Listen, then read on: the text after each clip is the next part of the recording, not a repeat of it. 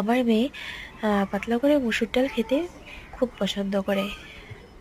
এমনি যে ঘন করে মুসুর ডাল করলে খেতেই চায় না। তারপর এখানে করেছি মাটন, নতুন আলু দিয়ে একটু ঝাল ঝাল করে পাঁঠার মাংসটা রান্না করেছি।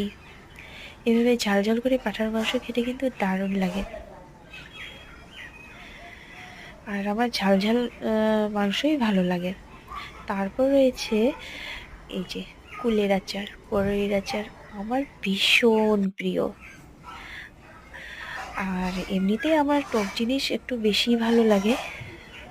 আর বড়ই তো আমার বরাবরের মতোই খুবই পছন্দের। তারপর রয়েছে নলেন গুড়ের রসগোল্লা, আর রয়েছে এই যে সাদা ভাত, স্যালাড। থালিটা কেমন হয়েছে কমেন্ট করে কিন্তু জানাতে ভুলবেন না। সকলে ভালো থাকবেন। টাটা।